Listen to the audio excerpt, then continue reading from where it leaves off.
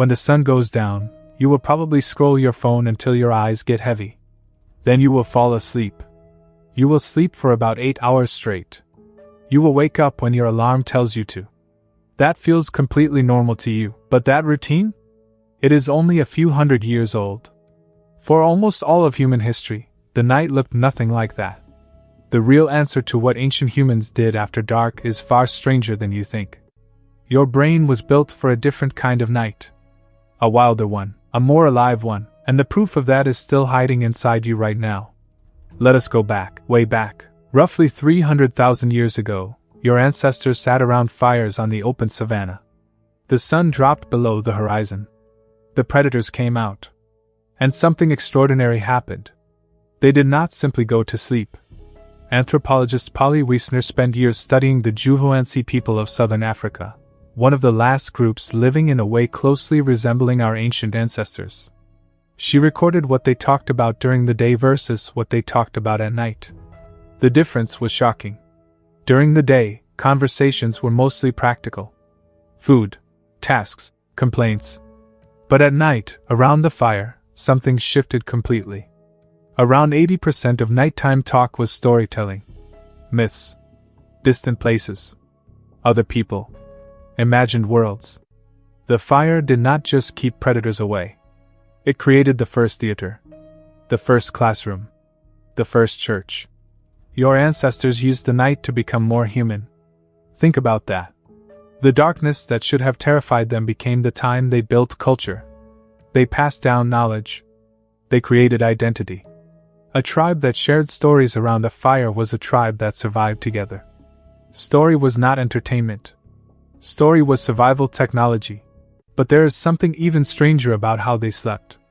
Historian Roger Kirch spent over 2 decades researching pre-industrial sleep patterns. He found evidence across hundreds of historical documents, medical texts, and personal diaries suggesting that humans did not always sleep in one long block. They slept in 2 separate chunks. People would sleep for 3 or 4 hours, wake up naturally in the middle of the night, stay awake for 1 to 2 hours, then sleep again until morning. This period between the 2 sleeps had a name. It was called the watch, or the first waking. And it was not considered strange. It was normal, expected, even sacred. During that quiet middle of the night window, people would pray, have sex, visit neighbors, reflect on their dreams, think through problems. Some doctors at the time believed this waking period was the best time for creative thought, because the mind was calm and the world was completely still. Your brain may still be wired for this.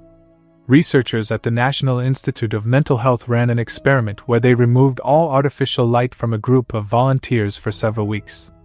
Without any electricity or screens, every single person naturally drifted into the 2-sleep pattern within weeks. Their bodies remembered something ancient. Something their ancestors lived every night for thousands of years. You have probably felt it yourself.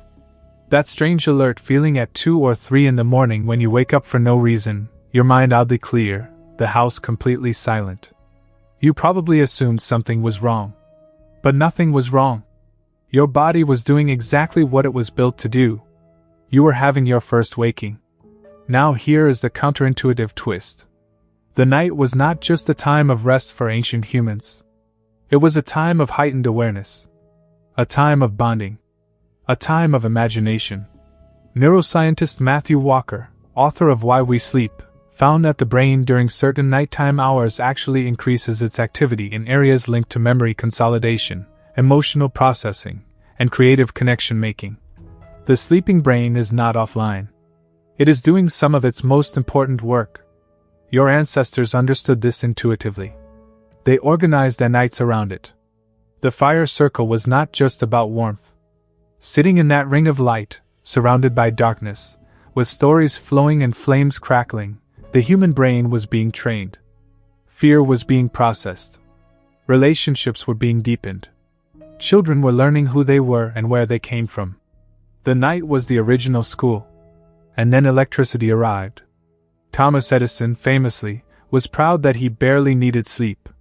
He called it a waste of time. He built machines that made the night disappear. And within a few generations, the 2-sleep pattern vanished from most of the world. The fire circle became a television screen. The storytelling hour became a scroll through a feed. The first waking became insomnia, something to be anxious about and medicated away. But your body has not forgotten.